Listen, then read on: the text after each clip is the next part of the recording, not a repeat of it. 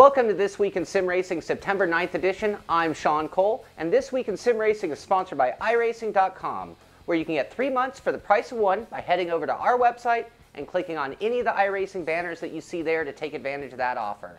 Now today's show, I'm going to tell you, it's going to be a little bit different than normal. We're still covering Gamescom 2011, and a big part of that is because we're still waiting on a hard drive that's in transport from Germany, and you can thank DHL for that. But we are downloading gigabyte after gigabyte of the best footage ever from Andreas Nie, and you might have already seen one of the 2 videos that we've already put out, including Formula 1 2011 and absolutely the most detailed answers ever about that game to come. The other is about the Fanatec lineup and the new launch of wheels that they have coming soon. But today, it's about the other things at Gamescom 2011 and other conventions like it. It's all the other kind of sim racing products that you see there. So I'm going to hand it over to Andreas, and he's going to show you some of the best software and hardware that was at Gamescom 2011. Once again, welcome to Cologne, Germany for yet another Gamescom. Gamescom 2011 once again had lots of exciting things in store, games, hardware and people all in one package. What else can I ask for? I hope you enjoy what I found, and I've prepared some segments and hopefully you will enjoy it. Once again during Gamescom, I was able to check out some of the games and new hardware, and this is my short recap. Starting off with the games, my least favorite game, I really have to say, was Need for Speed The Run. Maybe I wasn't good enough or whatever. The objective of the game, of the demo they had there, was overtake 10 opponents. Didn't manage to overtake like 3 or 4 or 5 tops, and I really sucked at that game. And you know, that kind of took the fun out of it for me. Maybe the real deal is much better, but the short segment I had there didn't make too much fun. Wasn't too much fun for me. The second game, which is also not very much of a sim racer but more of a fun racer, arcade racer, was Driver San Francisco. Now that was actually a lot of fun. I played Burnout Paradise for a while, and I liked it a lot for its gameplay and stuff. And Driver San Francisco was similar. You jumped right into the city, you were able to drift through corners, and you know, it was really fun. This shift thing where you can go out of the car and into another car is a weird feature, but it's fun. I mean, it's different. It gives you the opportunity to do things differently, like you're trying to get away from the cops and you jump into another car and run that car into the cops so that you can make it away from the cops and stuff like that. Also, you're able to actually find all kinds of exotic cars. Like a friend of mine who played the demo as well told me he found a DeLorean and a Lamborghini, for example. You know, you just pass by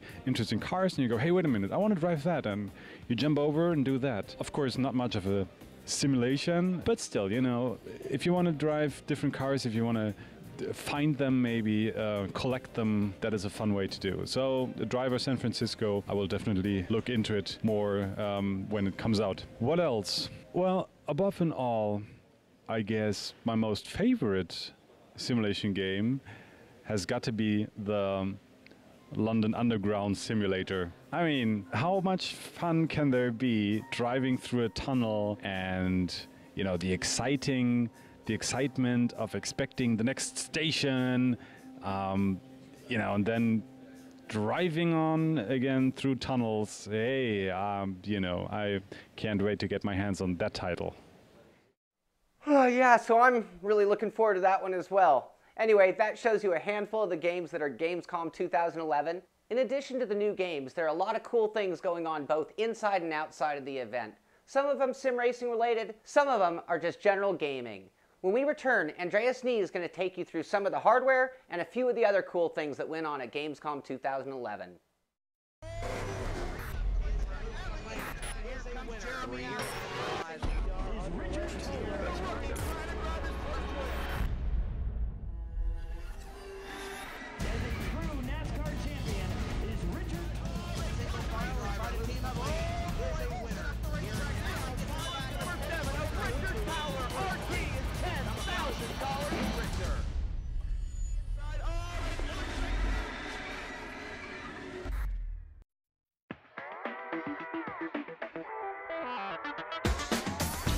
GamePod, the ultimate race rig for those serious about sim racing. Puts you in the driver's seat with all the controls at your fingertips. Be number one on the road, in the race, in the game. GamePod, the choice of champions. So let's talk about hardware. I got to try out at least one of those really cheaply made wheels. Of course, they have their target group, and if you're on a budget, you know, well, I wouldn't buy it, but you know, they certainly have their market. More interesting was then the Thrustmaster T500 RS, which I got to try out for the first time. Really nice wheel. Unfortunately, the force feedback setting wasn't as high as I expected, so it was, you know, rather low. I wasn't able to experience the real deal. Still, very nice wheel. Of course, it has its limitations when it comes to supported titles.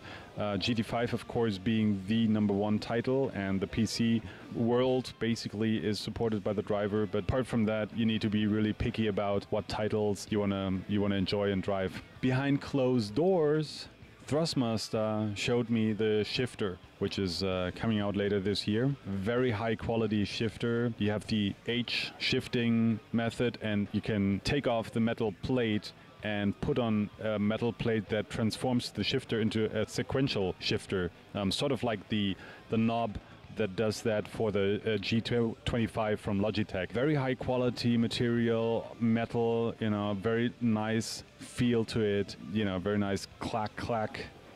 When you put the shifter into gear. It will connect via a separate USB cable directly to your PC or then to your PS3, and again, I suppose that special drivers are due in order for this shifter to be supported. But it seems like that shifter is a good fit to the high quality of the Thrustmaster wheel. Also behind closed doors was a new wheel specifically designed for the Xbox. It's a Ferrari wheel, just priced in the medium range, and that will give Xbox owners yet another alternative when it comes to wheels. Of course, there was a lot of other racing going on during the Gamescom. For example, Sony was showing GT5 in an actual car. That was an Audi R8 Le Mans version, I believe. Correct me if I'm wrong. But anyway, you were able to get into the car and race GT5, and the car was moving as you were driving. It was really cool. And the thing is, the people there told me that that was actually the real deal. I mean, you know, give them a day tops where they put in the fuel injection stuff and suspension and change that, gears, steering and pedals and everything. You know, if once they exchange that, you've got a car that's ready to go. So it was an actual car that they took, and not just some kind of model or mock-up or whatever. So exciting stuff there. SimForce, you might remember those guys from last year, were present with a setup that at first sight was not as exciting as the huge thing they showed last year, but this time they really tried to make it as realistic as possible. Danny Engels, also a regular on the show, tested it and to be a top-notch simulation. I mean, he said it's as close to the real world driving as it can be.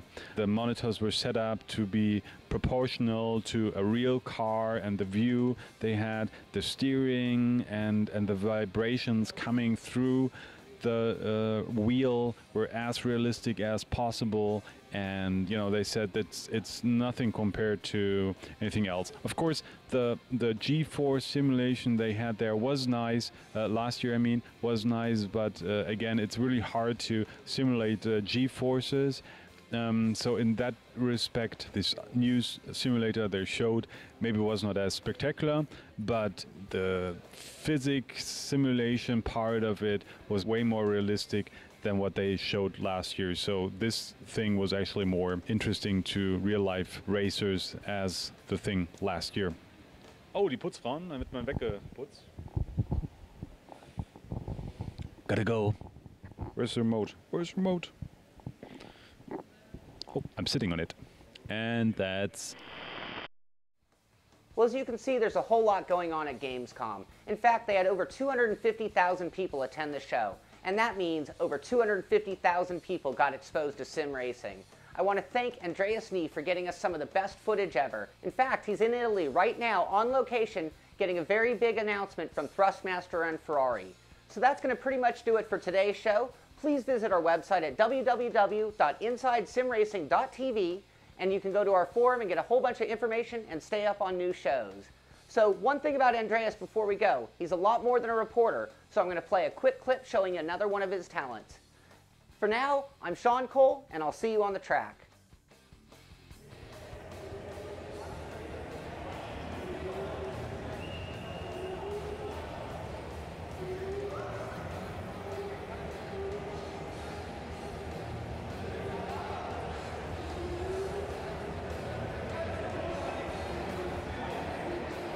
That's why they call me a one-trick pony.